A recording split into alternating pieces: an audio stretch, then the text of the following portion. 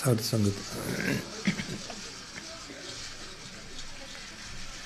आप सब माई भाई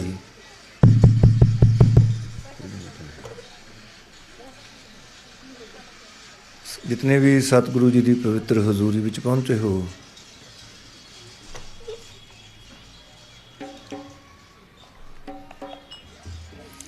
सारे अपनी रसना की सफलता वास्ते शब्द विच बोलने की खेचल करो।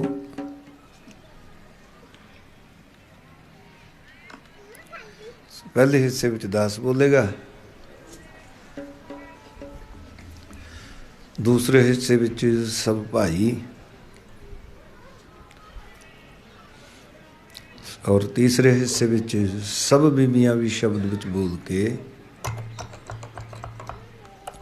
अपनी रसना पवित्र बनाओ जी।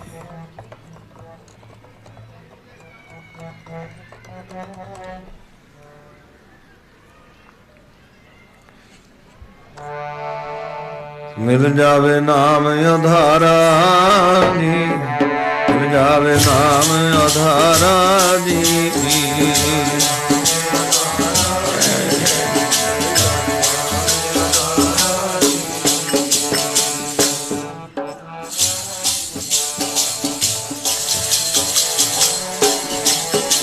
जावे नाम आधारा, जावे नाम आधारा दी।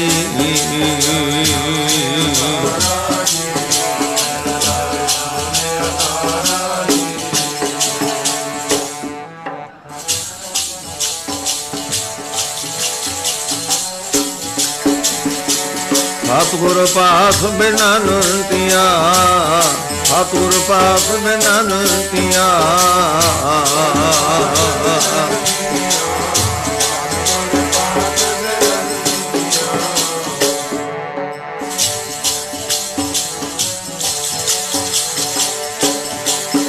आप सतगुर पास बिनतिया, सतगुर पास बिनतिया।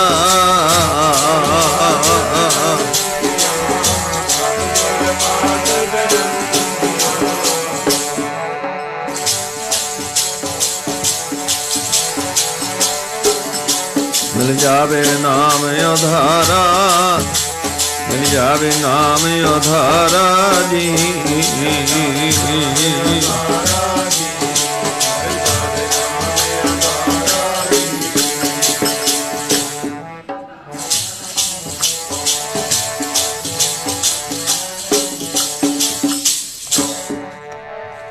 सतगुर पास बिनतिया, मिलै नाम आधारा। तुठा सच्चा पातशाहो, ताप गया संसारा। भगतां की टेक तू, संतां की ओट तू। सच्चा सिरजनहारा, सच तेरी सामगरी। सच तेरा दरबारा, सच तेरे खाजिनिया। सच तेरा पासारा, तेरा रूप अगम है। अनूप तेरा दरसारा। हाँ कुर्बानी तेरिया सेवकां, जिन हर नाम प्यारा। सभे इच्छा पूरियां, जा पाया अगम अपारा। गुरु नानक मिलिया पार ब्रह्म, तेरिया चरणां का बलिहारा।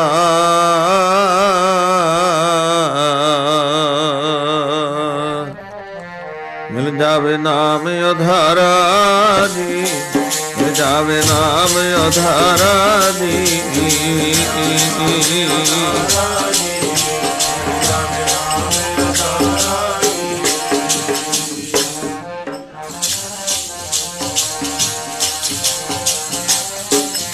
मिल जावे नाम आधारा, मिल जावे नाम आधारा दी।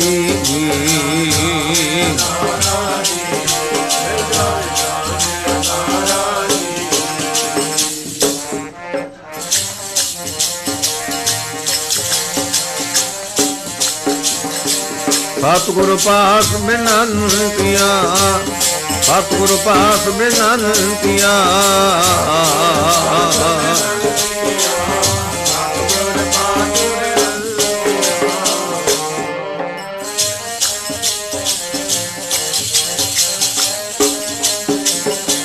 सतगुर पास बिनतिया, सतगुर पास बिनतिया।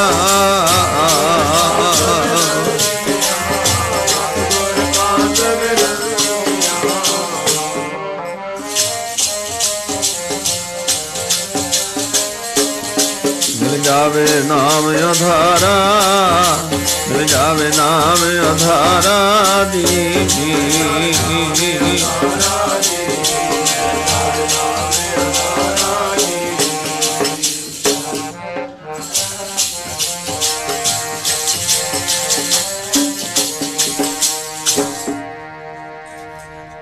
साध संगत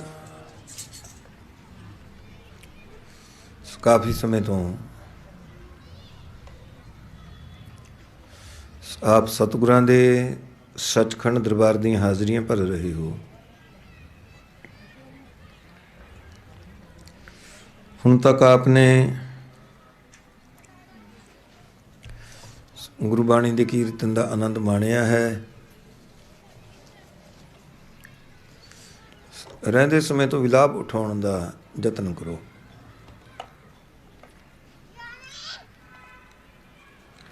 ਜਿਸ ਕਰਕੇ ਆਪਾਂ ਇਸ ਥੋੜ੍ਹੇ ਸਮੇਂ ਤੋਂ ਬਹੁਤਾ ਲਾਭ ਪ੍ਰਾਪਤ ਕਰ ਸਕੀਏ।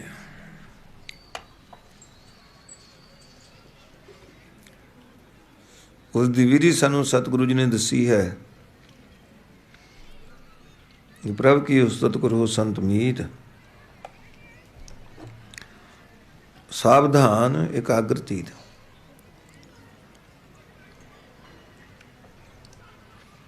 ਜਦੋਂ ਇਕਾਗਰ ਮਨ ਹੋ ਕੇ ਆਪਾਂ ਅਕਾਲ ਪੁਰਖ ਵਾਹਿਗੁਰੂ ਦੀ ਸਿਫਤ ਵਿੱਚ ਜੁੜਦੇ ਹਾਂ, ਇਕਾਗਰ ਮਨ ਹੋ ਕੇ ਗੁਰਬਾਣੀ ਦਾ ਕੀਰਤਨ ਔਰ ਵਿਚਾਰ ਸੁਣਦੇ ਹਾਂ, ਇਕਾਗਰ ਮਨ ਹੋ ਕੇ ਪਰਮੇਸ਼ਰ ਦੇ ਨਾਮ ਦਾ ਸਿਮਰਨ ਕਰਦੇ ਹਾਂ, ਫਿਰ ਸਾਹਿਬ ਗੁਰੂ ਕਲਗੀਧਰ ਪਾਤਸ਼ਾਹ ਤੇ ਫਰਮਾਨ ਕਰਦੇ ਹਨ, ਏਕ ਚਿਤ ਜਿਹੇ ਇੱਕ ਛਿਨ ਤੇ ਆਇਓ। ਇੱਕ ਮਨ ਇੱਕ ਚਿੱਤ ਹੋ ਕੇ ਜਿਨ੍ਹਾਂ ਨੇ ਛਿਨ ਮਾਤਰ ਵਾਸਤੇ ਵੀ ਉਸ ਅਕਾਲ ਪੁਰਖ ਵਾਹਿਗੁਰੂ ਨੂੰ ਧਿਆਇਆ ਹੈ, ਉਸ ਨੂੰ ਯਾਦ ਕੀਤਾ ਹੈ,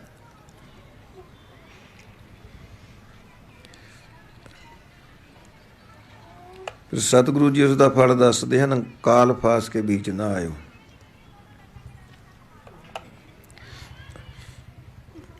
ਉਹ ਕਾਲ ਦੀ ਫਾਈ ਵਿੱਚ ਨਹੀਂ ਆਉਂਦਾ,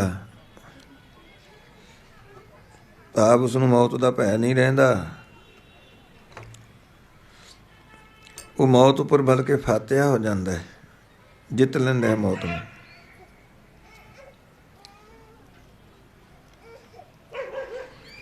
ਇਸ ਕਰਕੇ ਜੋ ਸਾਨੂੰ ਸਤਿਗੁਰੂ ਜੀ ਨੇ ਵਿਧੀ ਦੱਸੀ ਹੈ, ਜੇ ਆਪਾਂ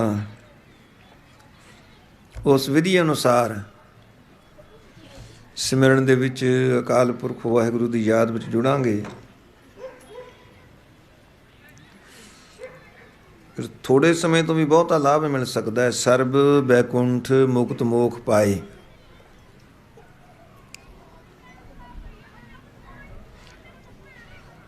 ਗੁਰੂ ਅਰਜਨ ਦੇਵ ਜੀ ਮਹਾਰਾਜ ਫਰਮਾਨ ਕਰਦੇ ਨੇ ਵੀ ਇਹਨਾਂ ਨੂੰ ਸਾਰੀ ਬੈਕੁੰਠ, ਸਾਰੀਆਂ ਹੀ ਮੁਕਤੀਆਂ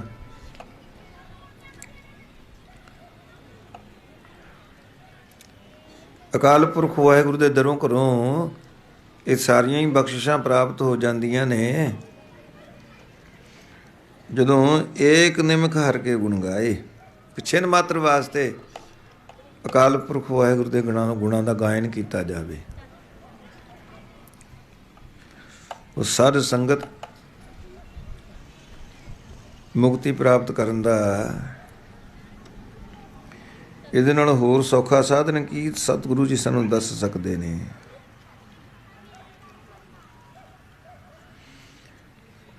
ਪਰ ਅਫਸੋਸ ਅਸੀਂ ਤੇ ਇਹ ਵੀ ਕਰਨ ਵਾਸਤੇ ਤਿਆਰ ਨਹੀਂ।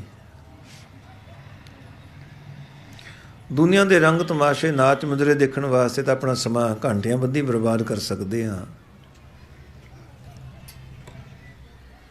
ਪਰ ਜੇ ਪਰਮਾਤਮਾ ਦੀ ਸਿਫਤ ਸੁਣਨੀ ਪੈ ਜਾਵੇ ਜਾਂ ਅਕਾਲ ਪੁਰਖ ਵਾਹਿਗੁਰੂ ਦਾ ਸਿਮਰਨ ਕਰਨਾ ਪੈ ਜਾਏ, ਉਹ ਸਾਡੇ ਵਾਸਤੇ ਬਹੁਤ ਮੁਸ਼ਕਲ ਹੋ ਜਾਂਦਾ ਹੈ। ਉਹਦੇ ਵਾਸਤੇ ਸਾਡੇ ਪਾਸ ਫੁਰਸਤ ਨਹੀਂ ਹੋਇਆ ਕਰਦੀ।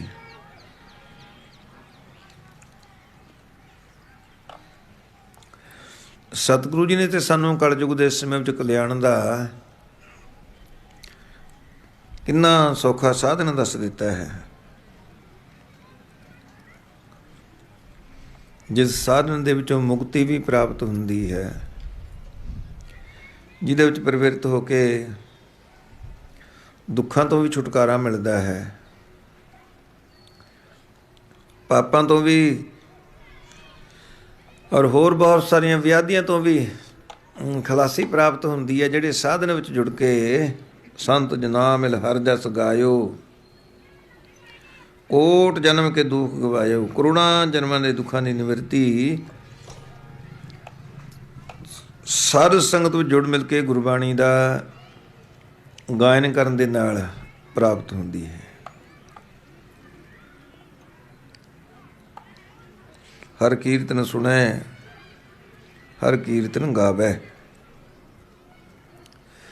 ਤਿਸ ਜਨ ਦੁੱਖ ਨਿਕਟ ਨਹੀਂ ਆਵੈ।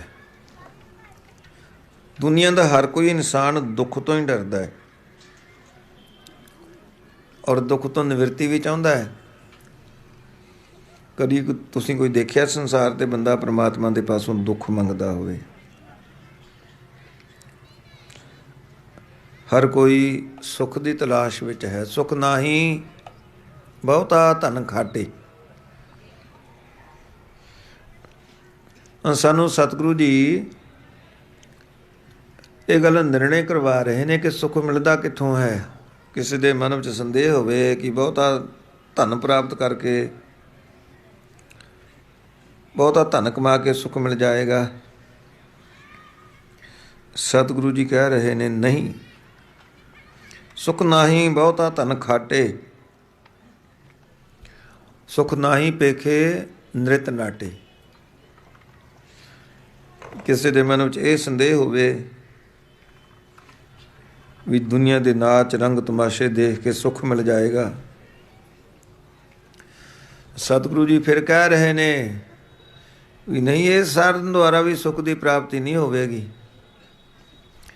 ਫਿਰ ਕਿਸੇ ਦੇ ਮਨ ਵਿੱਚ ਸੰਦੇਹ ਹੋਵੇ ਵੀ ਦੇਸਾਂ ਦੇ ਸੰਤਰਾਂ ਦਾ ਭ੍ਰਮਣ ਕਰਕੇ ਸੁੱਖ ਦੀ ਪ੍ਰਾਪਤੀ ਹੋ ਜਾਏਗੀ। ਸਤਿਗੁਰੂ ਜੀ ਫਿਰ ਆਪਣਾ ਮਤ ਦੇ ਰਹੇ ਨੇ, ਸੁਖ ਨਾਹੀਂ ਬਹੁ ਦੇਸ ਕਮਾਏ, ਸਰਬ ਸੁਖਾ ਹਰ ਹਰ ਗੁਣ ਗਾਏ। ਸਾਰੇ ਸੁੱਖ ਤੇ ਪ੍ਰਾਪਤ ਹੁੰਦੇ ਨੇ ਪ੍ਰਮਾਤਮਾ ਦੇ ਗੁਣਾਂ ਦਾ ਗਾਇਨ ਕਰਕੇ। ਸਾਧੂ ਗੋਬਿੰਦ ਕੇ ਗੁਣ ਗਾਵੋ, ਮਾਨਸ ਜਨਮ ਅਮੋਲਕ ਪਾਇਓ, ਬਿਰਥਾ ਕਾਹੇ ਗਵਾਵੋ। ਵੈਰਾਗ ਦੀ ਮੂਰਤ ਸਾਹਿਬ ਗੁਰੂ ਤੇਗ ਬਹਾਦਰ ਜੀ ਮਹਾਰਾਜ ਉਪਦੇਸ਼ ਦੇ ਰਹੇ ਨੇ। ਗੁਰਸਿੱਖਾਂ ਨੂੰ, ਜਗਿਆਸੂ ਜਨਾਂ ਨੂੰ ਮੁਖਾਤਬ ਹੋ ਕੇ ਕਿ ਜਿਹੜਾ ਦੁਰਲਭ ਮਾਨਕ ਤੁਹਾਨੂੰ ਪ੍ਰਾਪਤ ਹੋਇਆ ਹੈ ਨਾ, ਕਿਉਂ ਇਸ ਨੂੰ ਵਿਅਰਥ ਗਵਾ ਰਹੇ ਹੋ? ਇਹਦੀ ਸਫਲਤਾ ਵਾਸਤੇ ਉਸ ਅਕਾਲ ਪੁਰਖ ਵਾਹਿਗੁਰੂ ਦੇ ਗੁਣਾਂ ਦਾ ਗਾਇਨ ਕਰੋ। ਹਰ ਜਸ ਰੇਮ ਨਾ ਗਾਏ ਲੈ, ਜੋ ਸੰਗੀ ਹੈ ਤੇਰੋ, ਅਵਸਰ ਬੀਤਿਓ ਜਾਤ ਹੈ, ਕਹਿਆ ਮਾਨ ਲੈ ਮੇਰੋ। ਤਾਂ ਤੇ ਧਿਆਨ ਦਿਓ, ਇਨਸਾਨ ਸੁੱਖ ਚਾਹੁੰਦਾ ਹੈ, ਔਰ ਸੁੱਖ ਦੀ ਪ੍ਰਾਪਤੀ ਵਾਸਤੇ ਬੜੇ ਪਾਪੜ ਵੀ ਵੇਲਦਾ ਹੈ। ਪਰ ਅਸਚਰਜ ਗੱਲ ਇਹ ਹੈ, ਚਾਹੁੰਦਾ ਤੇ ਸੁੱਖ ਹੈ, ਜਿਨ੍ਹਾਂ ਸਾਧਨਾਂ ਵਿੱਚੋਂ ਸੁੱਖ ਦੀ ਤਲਾਸ਼ ਕਰਦਾ ਹੈ, ਉੱਥੋਂ ਮਿਲਦਾ ਹੈ ਉਲਟਾ ਦੁੱਖ ਹੀ ਹੈ। ਸੁੱਖ ਕਾ ਹੇਤ ਬਹੁਤ ਦੁੱਖ ਪਾਵਤ। ਇਹ ਮਨ ਦੀ ਦਸ਼ਾ ਹੈ। ਸਤਿਗੁਰੂ ਜੀ ਫਰਮਾਨ ਕਰਦੇ ਨੇ ਵੀ ਇਹਦੀ ਕੀ ਦਸ਼ਾ ਬਿਆਨ ਕੀਤੀ ਜਾਵੇ ਇਸ ਚੰਚਲ ਮਨ ਦੀ। ਬਿਰਥਾ ਕਹੋ ਕੌਣ ਸਿਓ ਮਨ ਕੀ, ਲੋਭ ਗਰਸਿਓ ਦਸੂੰ ਦਿਸ ਧਾਵਤ। ਇਹ ਮਨ ਲੋਭੀ ਹੋ ਕੇ ਲੋਭ ਦਾ ਗਰਸਿਆ ਹੋਇਆ ਦਸਾਂ ਦਿਸ਼ਾਵਾਂ ਵੱਲ ਭਟਕਦਾ ਹੈ। ਵੀਰ ਮਨ ਪਾਂਖੀ ਭਇਆ ਉਡ ਉਡ ਦਹਿ ਦਿਸ ਜਾਏ।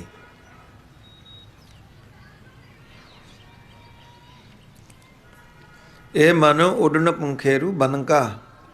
ਕਿਉਂ ਭਟਕਦਾ ਹੈ ਮਨ? ਇਹ ਲੋਭ ਦੇ ਜ਼ੇਰੇ ਅਸਰ ਹੋ ਕੇ, ਵੀ ਮੈਨੂੰ ਮਾਇਆ ਪ੍ਰਾਪਤ ਹੋ ਜਾਵੇ, ਮੈਂ ਸੁਖੀ ਹੋ ਜਾਵਾਂਗਾ। ਲੋਭ ਗ੍ਰਸਿਓ ਦਸੋਂ ਦਿਸ ਧਾਵਤ ਆਸਾ ਲਾਗਿਓ। ਧਨ ਕੀ ਸੁਖ ਕੈ ਹੇਤ ਬਹੁਤ ਦੁਖ ਪਾਵਤ। ਸੇਵ ਕਰਤ ਜਨ ਜਨ ਕੀ ਦੁਆਰਹਿ ਦੁਆਰ। ਸੁਆਣ ਜੋ ਢੂਲਤ ਨਹਿ ਸੁਧ ਰਾਮ ਭਜਨ ਕੀ। ਜਿਹੜਾ ਸੁੱਖ ਦਾ ਸੋਮ ਹੈ ਉਹਦੀ ਬਾਬਤ ਇਸ ਨੂੰ ਕੋਈ ਸੁੱਧ ਕੋਈ ਜਾਣਕਾਰੀ ਹੈ ਹੀ ਨਹੀਂ। ਸੁੱਖ ਦੇ ਸੋਮੇ ਨਾਲ ਤੇ ਜੁੜਿਆ ਕੋਈ ਨਹੀਂ। ਬਸ ਪਰਛਾਵੇਂ ਦੇ ਵਿੱਚੋਂ ਹੀ ਇਹ ਸੁੱਖ ਦੀ ਤਲਾਸ਼ ਕਰਦਾ ਹੈ। ਜਿੱਥੇ ਸੁੱਖ ਦਾ ਸਿਰਫ ਪ੍ਰਤੀਬਿੰਬ ਮਾਤਰ ਪੈਂਦਾ ਹੈ ਜਾਂ ਅਕਸ ਮਾਤਰ ਦਿਸਦਾ ਹੈ, ਉਹਦੇ ਪਿੱਛੇ ਦੌੜਦਾ ਹੈ, ਨਾ ਕਿ ਅਸਲੀ ਚੀਜ਼ ਦੇ ਪਿੱਛੇ। ਹਾਂ, ਜਿਨ੍ਹਾਂ ਨੇ ਕਿਸੇ ਪੂਰਬਲੇ ਕਰਮਾਂ ਜਾਂ ਪੂਰਬਲੀ ਤਪੱਸਿਆ ਦਾ ਫਲ ਇਸ ਸੁੱਖ ਦੀ ਤਲਾਸ਼ ਕੀਤੀ, ਉਹਨਾਂ ਨੂੰ ਮਾਇਆ ਦੇ ਵਿੱਚੋਂ ਜਾਂ ਦੁਨੀਆ ਦੇ ਐਸ਼ਵਰਤ, ਦੁਨੀਆ ਦੀ ਵਿਭੂਤੀ ਦੇ ਵਿੱਚੋਂ ਜਾਂ ਰਾਜ ਭਾਗ ਵਿੱਚੋਂ ਸੁੱਖ ਨਹੀਂ ਮਿਲਿਆ। ਬਹੁਤ ਵਾਰ ਆਪਨੇ ਪ੍ਰਸੰਗ ਸੁਣਿਆ ਹੋਵੇਗਾ, ਵੱਡੇ ਸੰਤ ਜੀ ਮਹਾਰਾਜ ਬਹੁਤ ਵਾਰ ਇਹ ਪ੍ਰਸੰਗ ਸਰਵਣ ਕਰਵਾਇਆ ਕਰਦੇ।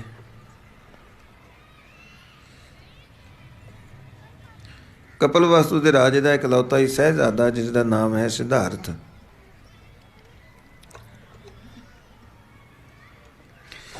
ਜਿਸ ਦੀ ਬੜੇ ਅੱਛੇ ਤਰੀਕੇ ਪਰਵਰਿਸ਼ ਹੋ ਰਹੀ ਹੈ। ਮੀਲਾਂ ਤੱਕ 4 ਦੀਵਾਰੀ ਹੈ। ਉਸ 4 ਦੀਵਾਰੀ ਅੰਦਰ ਇੱਕ ਬੜਾ ਆਲੀਸ਼ਾਨ ਮਹਲ ਹੈ।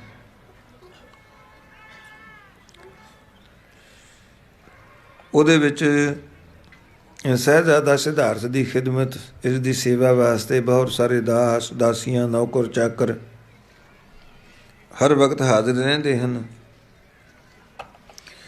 ਬੜੇ ਸੁੰਦਰ ਬਗੀਚੇ, ਫੁੱਲਵਾੜੀਆਂ,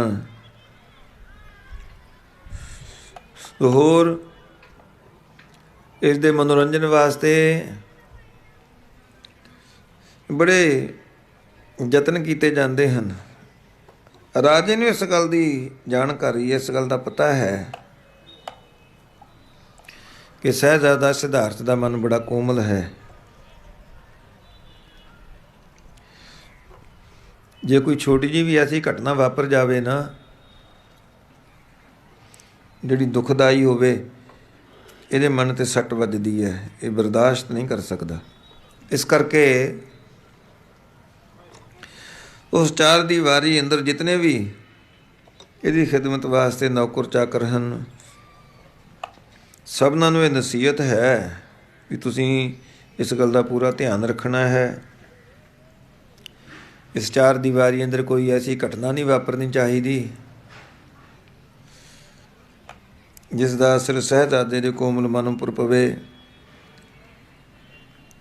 ਇੱਥੇ ਕੋਈ ਦੁਖੀ ਬੰਦਾ ਨਹੀਂ ਆਉਣਾ ਚਾਹੀਦਾ, ਕੋਈ ਬਿਮਾਰ ਪੁਰਸ਼ ਨਹੀਂ ਆਉਣਾ ਚਾਹੀਦਾ, ਕੋਈ ਉਮਰ ਦਰਾਜ਼ ਬੰਦਾ, ਕੋਈ ਬੁੱਢਾ ਨਹੀਂ ਆਉਣਾ ਚਾਹੀਦਾ।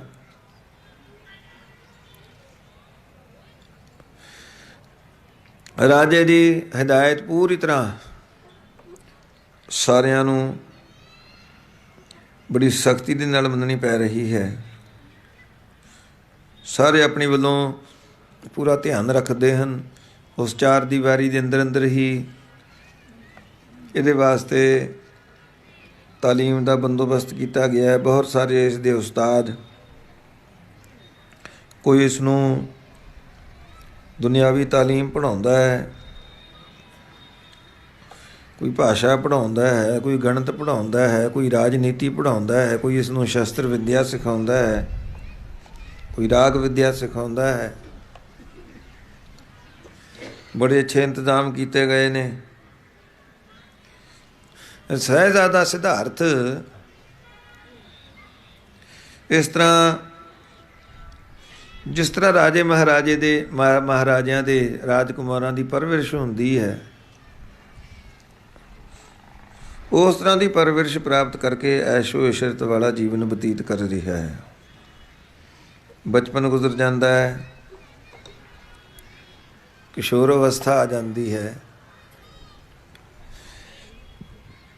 ਰਾਜਾ ਇਸ ਦੀ ਸ਼ਾਦੀ ਕਿਸੇ ਹੋਰ ਰਾਜਕੁਮਾਰੀ ਨਾਲ ਕਰ ਦਿੰਦਾ ਹੈ। ਖੈਰ ਫਿਰ ਕੁਝ ਸਮਾਂ ਇਸੇ ਤਰ੍ਹਾਂ ਗੁਜ਼ਰਦਾ ਚਲਿਆ ਜਾ ਰਿਹਾ ਹੈ। ਸਾਧ ਸੰਗਤ ਸਹਿਜ਼ਾਦਾ ਸਿਧਾਰਥ ਕਈ ਵਾਰ ਇਹ ਗੱਲ ਸੋਚਣ ਤੇ ਮਜਬੂਰ ਹੁੰਦਾ ਹੈ ਵੀ ਦੁਨੀਆ ਦਾ ਕਿਹੜਾ ਐਸਾ ਸੁੱਖ ਹੈ ਜਿਹੜਾ ਮੈਨੂੰ ਪ੍ਰਾਪਤ ਨਹੀਂ,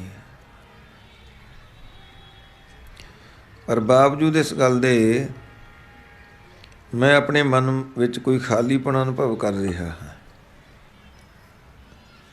ਮੈਨੂੰ ਕਿਹੜੀ ਚੀਜ਼ ਦੀ ਘਾਟ ਹੈ? ਆਪਣੇ ਆਪ ਨੂੰ ਪ੍ਰਸ਼ਨ ਤੇ ਕਰਦਾ ਹੈ, ਪਰ ਉੱਤਰ ਕੋਈ ਨਹੀਂ ਮਿਲਦਾ।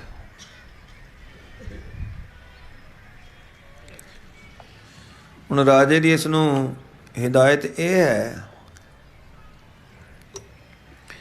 ਕਿ ਤੈਂ ਮੇਰੇ ਹੁਕਮ ਤੋਂ ਬਗੈਰ, ਮੇਰੀ ਆਗਿਆ ਤੋਂ ਬਗੈਰ ਇਸ ਚਾਰ ਦੀਵਾਰੀ ਤੋਂ ਬਾਹਰ ਨਹੀਂ ਜਾਣਾ,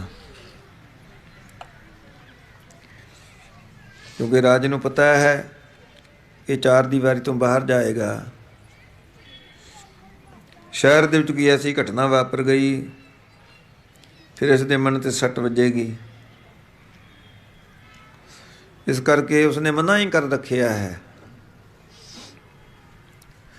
ਹੁਣ ਸਾਧ ਸੰਗਤ ਸਹਿਜ਼ਾਦਾ ਸਿਧਾਰਥ ਇੱਕ ਦਿਨ ਸੋਚਦਾ ਵੀ ਕੱਲ੍ਹ ਨੂੰ ਮੈਂ ਇਸ ਇਲਾਕੇ ਦਾ ਰਾਜਾ ਵੀ ਬਣਨਾ ਹੈ। ਮੈਂ ਤੇ ਅਜੇ ਤੱਕ ਆਪਣੀ ਪਰਜਾ ਹੀ ਨਹੀਂ ਦੇਖੀ।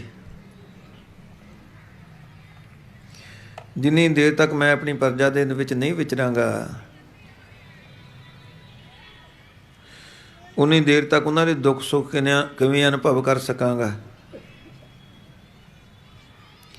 ਉਹ ਸਾਧ ਸੰਗਤ ਪਹਿਲਿਆਂ ਸਮਿਆਂ ਵਿੱਚ ਰਾਜੇ ਮਹਾਰਾਜੇ ਨਿਆਂਕਾਰੀ ਹੁੰਦੇ, ਪਰਜਾ ਪਾਲਕ ਹੁੰਦੇ, ਔਰ ਪਰਜਾ ਵੀ ਉਹਨਾਂ ਨੂੰ ਦੂਸਰੀ ਖੁਦਾਈ ਮੰਨਦੀ।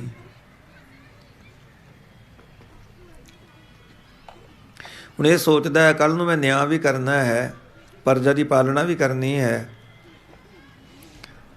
ਜਿੰਨੀ ਦੇਰ ਤੱਕ ਮੈਨੂੰ ਮੇਰੀ ਪਰਜਾ ਦੀ ਬਾਬਤ ਕੋਈ ਜਾਣਕਾਰੀ ਹੀ ਨਹੀਂ, ਮੈਂ ਪਰਜਾ ਦੇ ਵਿੱਚ ਵਿਚਰਾਂਗਾ ਨਹੀਂ, ਪਰਜਾ ਨੂੰ ਦੇਖਾਂਗਾ ਨਹੀਂ, ਫਿਰ ਉਹਨਾਂ ਦੀ